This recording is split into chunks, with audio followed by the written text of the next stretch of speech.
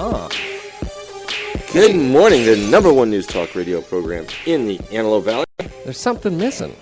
It's like a piece of furniture you don't notice unless until it's gone. We are missing Angelina today.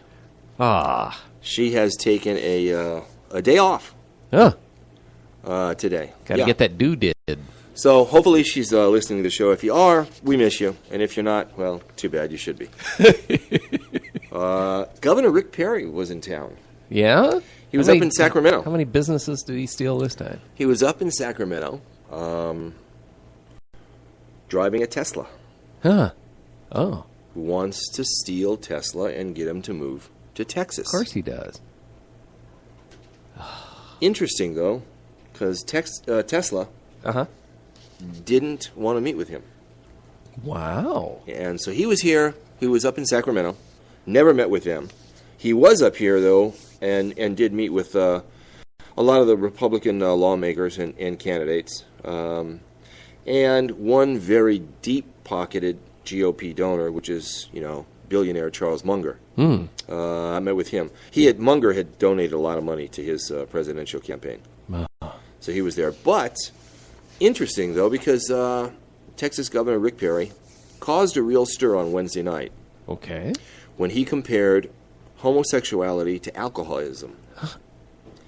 And how it went was this. A reporter asked Governor Perry about the Republican Party's approval of platform language allowing Texans to seek voluntary counseling to cure being gay. And Governor Rick Perry responded to the question by saying that he didn't know whether their so-called reparative therapy worked.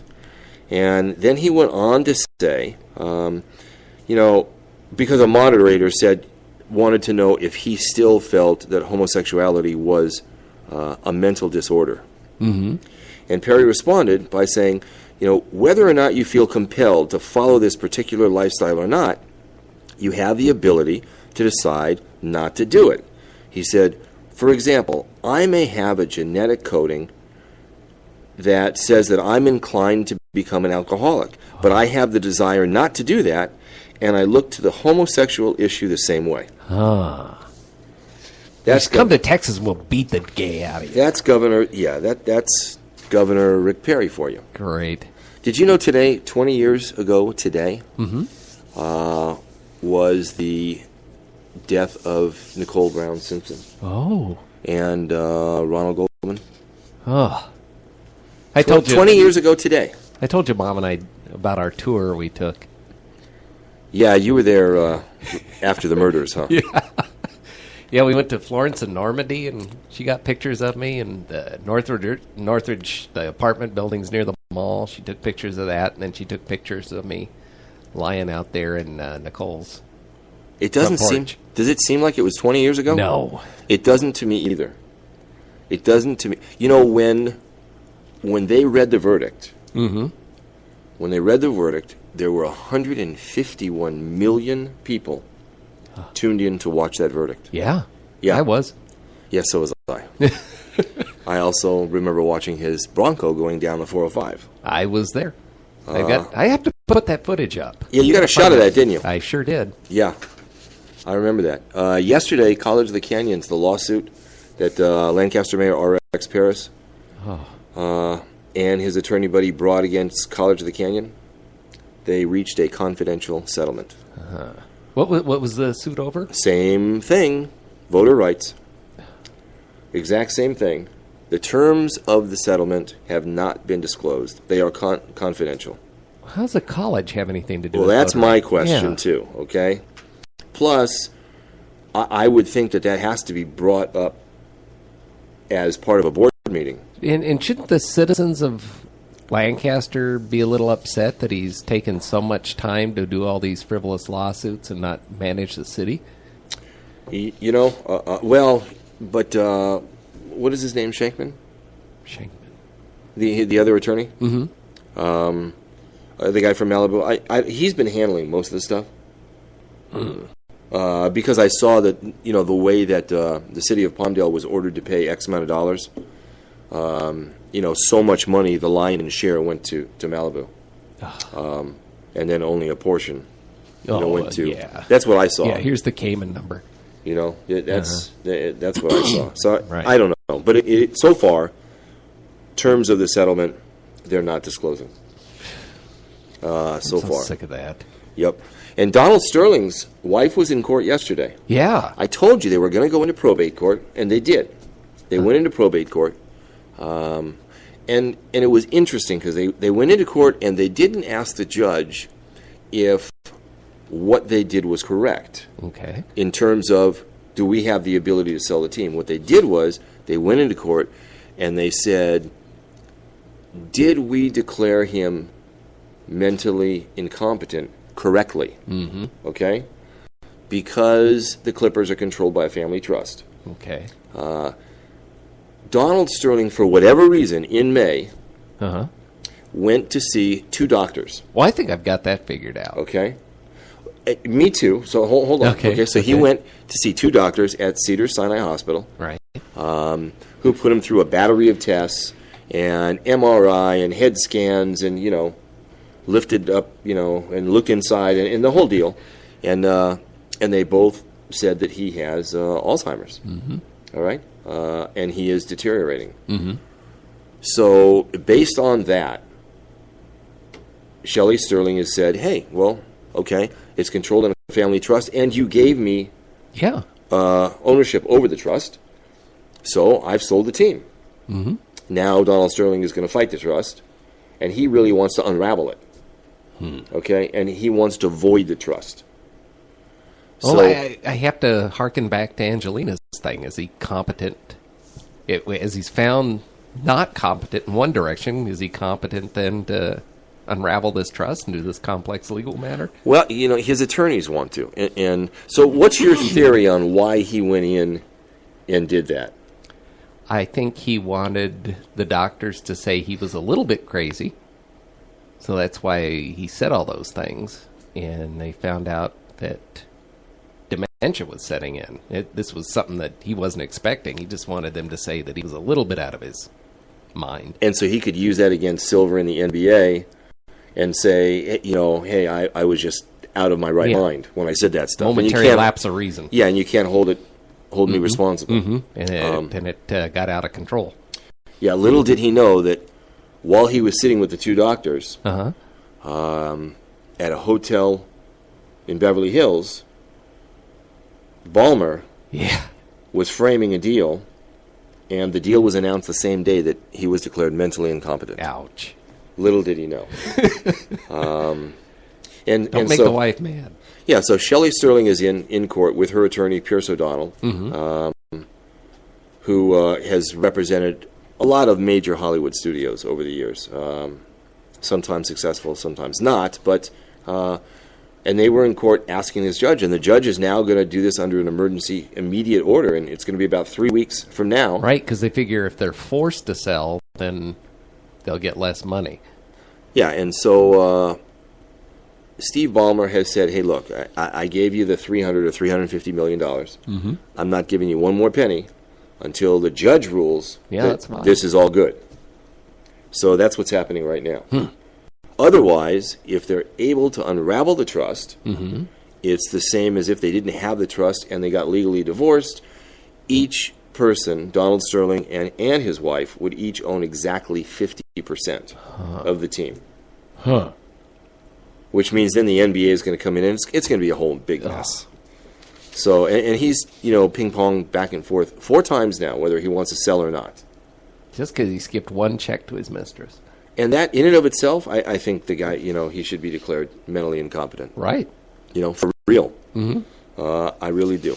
A lot of the radio stations, all the radio stations, in major markets like Los Angeles, have ratings that come out once a month. Okay. And the Nielsen ratings. And that's how they determine how much they're going to charge their advertisers. Yeah. Right? Who It's has the their highest benchmark, rated yeah. show. Yeah. All right? The Los Angeles market is a $1 billion radio advertising market. Okay, that's how much money is spent just in L.A. Wow. Well, it just came out recently that the Nielsen ratings Uh-huh. for the last couple of months may have been doctored. And may be wrong. It's supposed to be out of human hands now. You got a little device that listens to what you're listening to anymore, isn't it? You know, there is. And there's only, in all of L.A., for the whole market, there are only 2,700 Nielsen families. Huh. That's all. Wow. Okay? And, yeah, there's a box that monitors their listening habits. Uh-huh. Okay? But you're talking about $1 billion in revenue that's spent. And this is supposed to be such a trusted service. Yeah.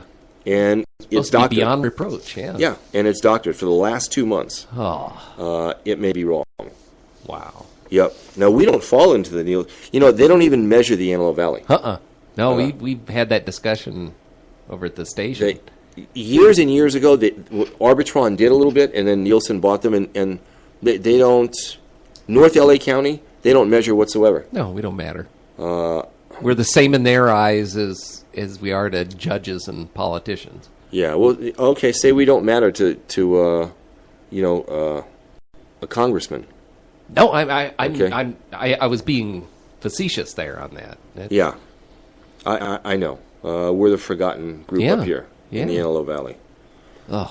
Yeah, I know. Yesterday, a 19-year-old guy in Anaheim, this is kind of a funny story, a 19-year-old Anaheim guy by the name of Nazim Polanco was arrested yesterday on suspicion of felony drug possession and theft. Mm-hmm. During the arrest, he claimed that he was injured. So officers in Anaheim took him to the Anaheim Medical Center to be examined. Okay. And while they're waiting for him to be examined, and he's handcuffed behind his back, he slipped out the back door and ran all the way down the street. And they haven't found him since. No. And he's handcuffed. It's hard to run in handcuffs. You know what? There's two officers right there. They're going to be in big trouble. Deep. Don't they have the... But where's this guy going to go handcuffed? Huh. What's he going to do? Knock on somebody's door? And say, help me out? But he's got a cousin that's good with lockpick. That's, I think that was... I see those guys every now and then when I have to go to AV hospital.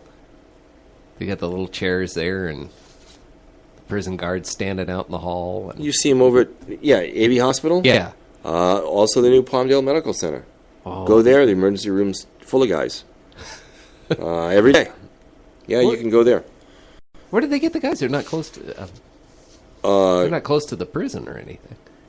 Yeah, but they can only... When Antelope Valley Hospital is full, they got to take them over there. Yeah. And in fact, just yesterday morning, I saw 2 prison vans going up the drive to Palmdale Hospital.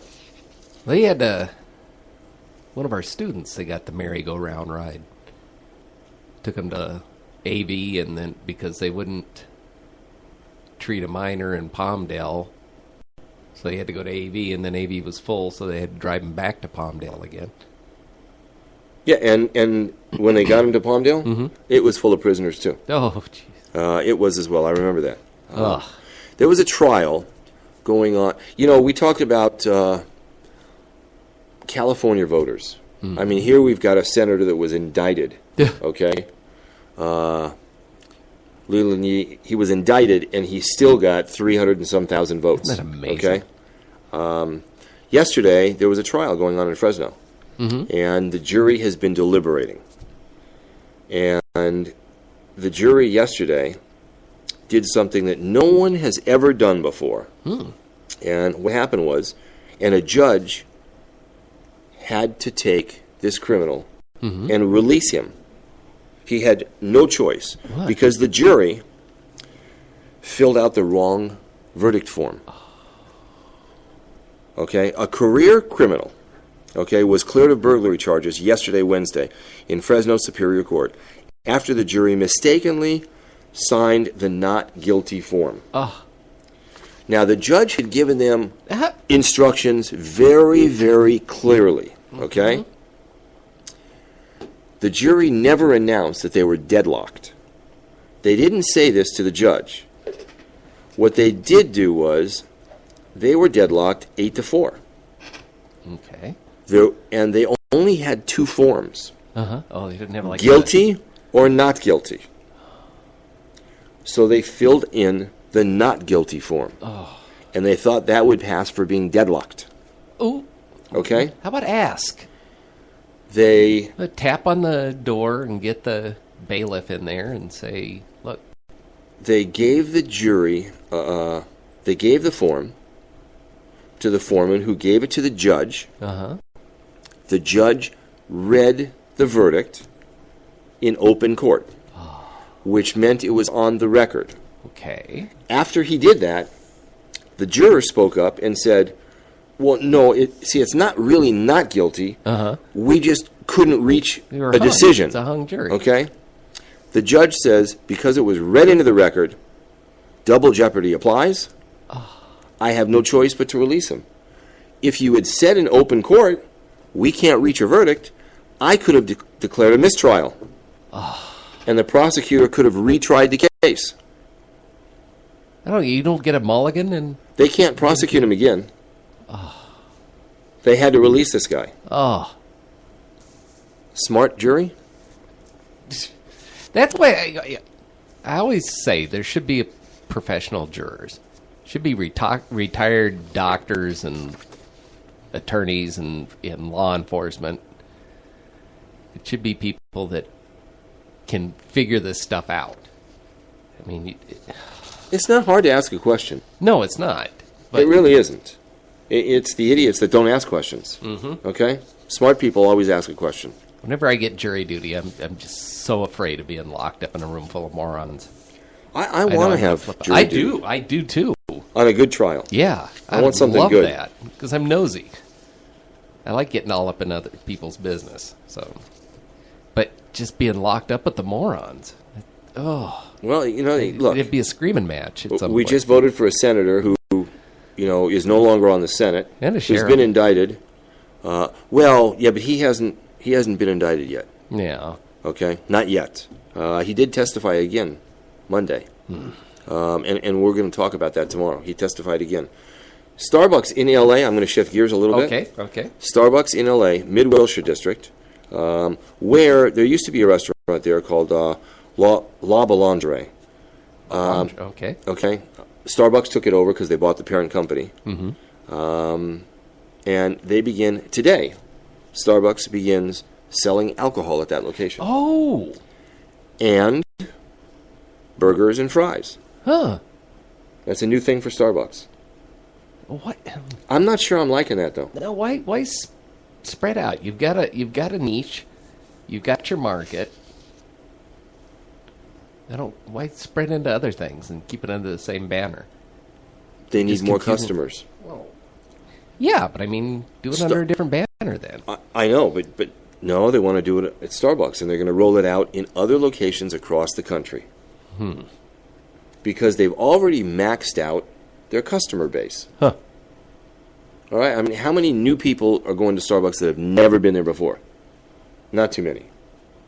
Well, you got the kids that have grown up, on the ADHD medicine. They can just swap over to caffeine once they can't get the pills anymore. Yeah, you know what? I'll tell you, though. I'm not so sure that I like that.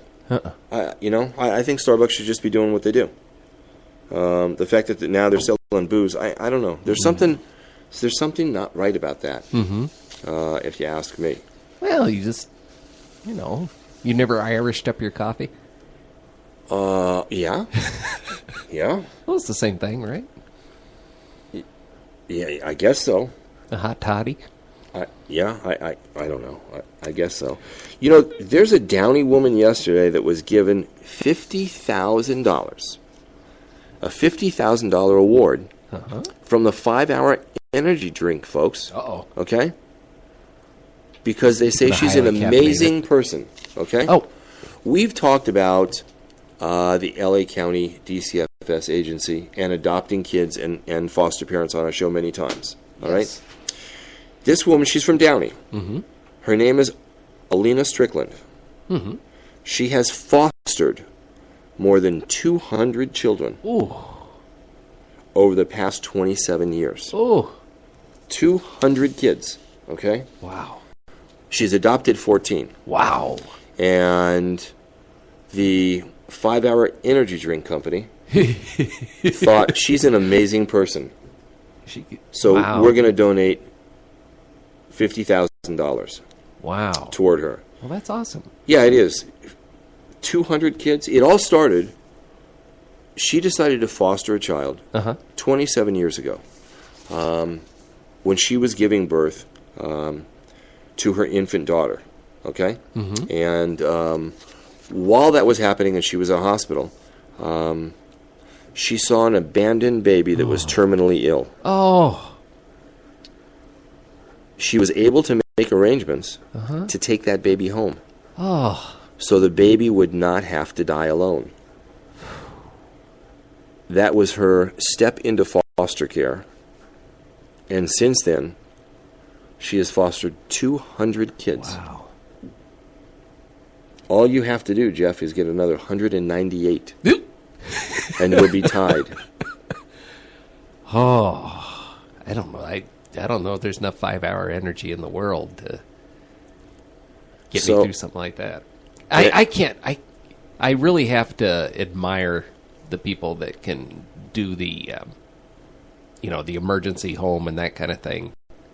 I'd get too attached. It would just break my heart over and over and over again.